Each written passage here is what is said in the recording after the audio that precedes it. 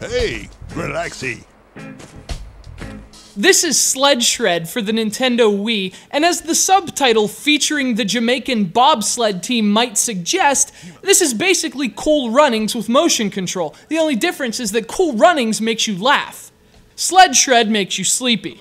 So you're out sledding with some friends when, out of nowhere, a quirky and mysterious man tells you you're doing it wrong. Evidently, in addition to being quirky and mysterious, he's also a presumptuous ass. But there's a reason this guy offers unsolicited advice on your sledding technique. His name is Coachman, and he's the head of the illustrious Jamaican bobsled team. Is there even snow in Jamaica? Actually, based on these awful textures, I'm not even sure there's snow in this game, but nonetheless, that's what Sled Shred is all about, sledding down hills under the supposedly expert tutelage of Coachman. Now, this is a budget title, so there isn't much to the package overall, but multiplayer is the main attraction. You can play Sled Shred with up to 4 players, choosing from a variety of characters and sledding apparati. But the problem is that most of this stuff is locked from the onset.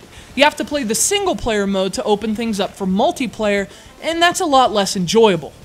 Of course, the reason for that is the game just isn't good.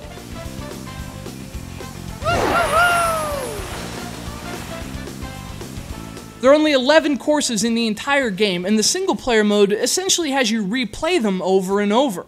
Even if the racing were phenomenal, having so few levels to play doesn't make it very enticing. Add the fact that they all feel similar, and, well, the game ends up being more painstaking than sled shredding. Unfortunately, the racing's far from phenomenal, so things aren't much better on the slopes either. You play Sled Shred by holding the remote sideways like an NES controller, tilting it from side to steer, and tilting it forward to accelerate.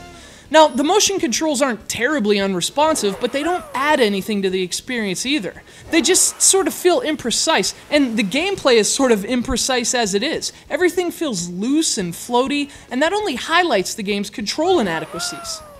Sled Shred also supports the Wii balance board and classic controller, but neither option addresses its wobbly, unremarkable gameplay, and ultimately that's why the game melts.